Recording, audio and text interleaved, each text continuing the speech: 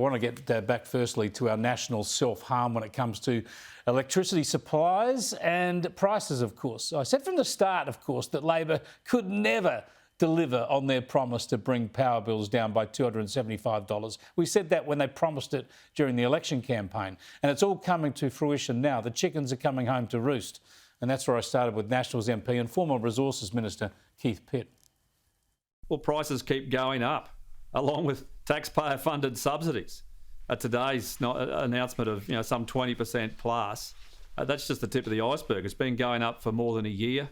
Brisbane alone up 32% in the March quarter.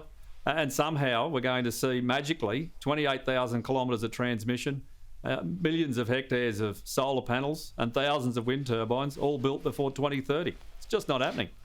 Well, this is the extraordinary thing, right? Labor comes into government promising a lot of relief in a lot of areas, especially on cost of living, but a very clear promise to reduce electricity prices by $275 a year. Now, they say they do that by 2025, but there's no way known they're going to do that because prices have gone up by much more than that already.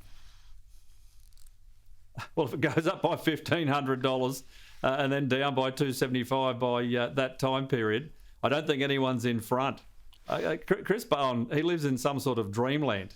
His press conference this morning was basically unhinged, banging on about nuclear and nuclear waste. Well, you're going to have to deal with nuclear waste with the submarine program anyway. So, I mean, I'll come back to I'll come back to Chris Bowen in a moment. But first, on these prices, the government's argument is if they hadn't stepped in with price caps on coal and gas, the prices would be even higher. And of course, they say we're spending more taxpayers' money paying rebates out to some people. That's not a solution. This is a mess. Well, Anthony Albanese's popping the champagne corks, Chris. He thinks this is a great result.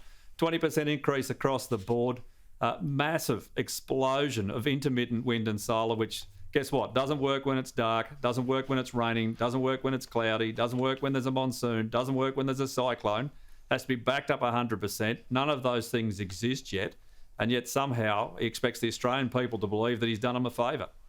Well, this is the problem, right? This is caused by the push to renewables. They keep saying, Labor keeps saying, and other politicians, to be frank, that renewables are the answer. But all the experts, even the experts who believe in the renewables push, they admit that all these price increases are caused by the transition to renewables and the enormous amount of expenditure that's required and the enormous amount of cheap dispatchable energy that's going out of the system. Yet we learned today that the New South Wales Labor government reckons they're $10 billion short on investment in some of this renewables infrastructure. So this is going to get a whole lot worse before it gets better, isn't it?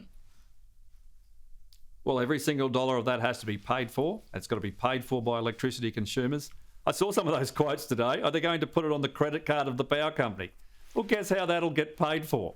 Through an increase in prices, paid for by consumers and businesses right across New South Wales. I still think they've underestimated it by tens of billions of dollars. It's infrastructure that doesn't exist. And cast your mind back not that far, Chris. Baseload coal-fired power stations. They were absolutely consistent, reliable, cheap, affordable. They worked. What's changed? You've got a federal Labor government and a mad rush into intermittent wind and solar that hasn't worked anywhere else in the world. And yet, by some miracle, they expect it'll work here.